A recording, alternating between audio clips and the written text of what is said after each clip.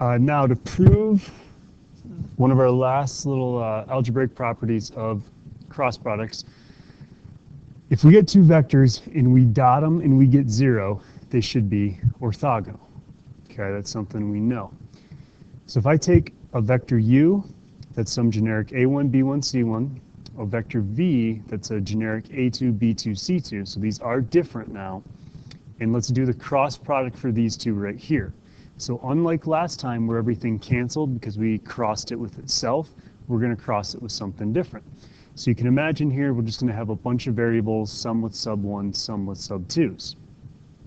Now if we take the resulting value of that and we dot it with u, we should get 0. Okay, so we're going to cross product these two and then dot it with u. Now the book did all the work here for us, so I'm going to show that to you guys instead of writing it all out. So you can see they take the two things here and they cross them. So b1c2 minus b2c1. Those guys canceled last time because everything was a sub 1. They're not this time. Okay, a1c2, a2c1.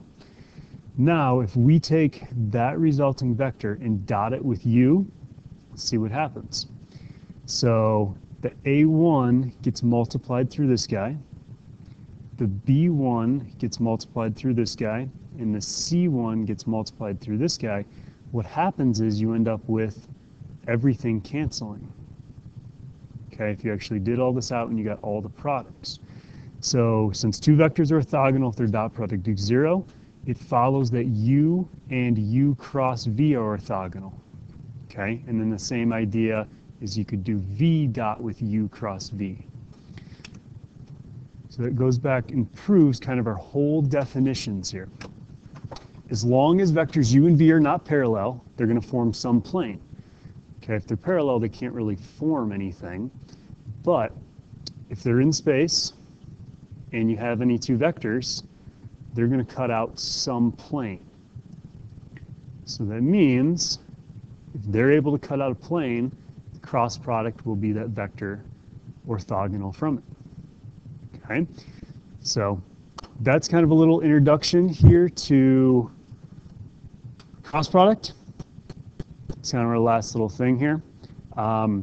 So if I say find a vector orthogonal to u and v, all you got to do is a cross product. Okay, by definition. Okay, so tomorrow we'll pick up and look at some further geometric properties with cross product. But tonight I just want you guys to get used to the formula, what it means, and maybe practice one or two of these guys, and we'll work on some stuff in class tomorrow.